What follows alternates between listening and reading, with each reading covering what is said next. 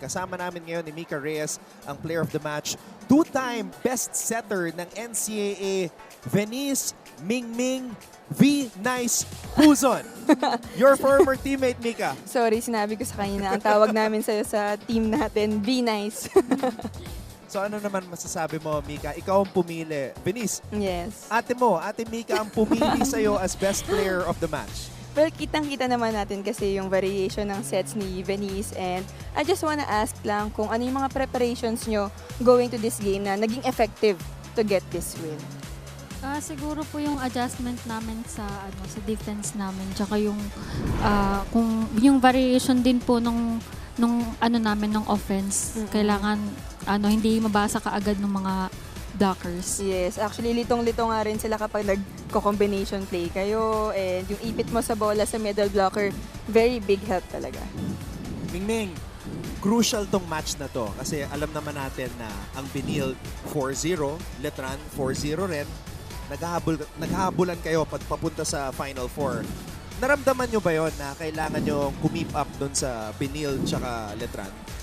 Sa akin po hindi. Feeling ko hindi naman po kasi parang hindi namin pinapressure yung sarili namin na dapat manalo kami every game. Kailangan mag-catch up kami, sumabay kami. Iniisip lang namin, one game at a time, i-apply lang namin yung tinraining namin para sa game.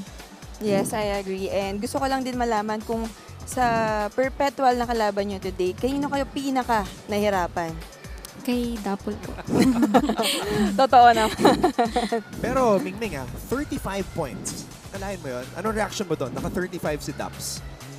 Wow. Same. Grabe, hands down. Yan lang din yung sinasabi namin ni Anton kanina. 35 pero nanalo kayo. So para sa'yo, ano yung mga naging sekreto or keys to victory para sa LPU today? Siguro yung kagustuhan din po namin makabawi sa kanila. Kasi nung pre-season natatalo kami. Ganun ba? Okay. So meron palang ganun sa pre-season. So sila yung nakabawi sa'yo. Sa inyo, kasi nga last year, kayo yung nanalo kayo yung nag-eliminate sa kanila. Okay, so last year, Venice, kasi history para sa LPU, umabot kayo sa finals and the Final Four for the very first time in NCAA history and LPU history. Was there a goal this year na this year mag-champion na kayo?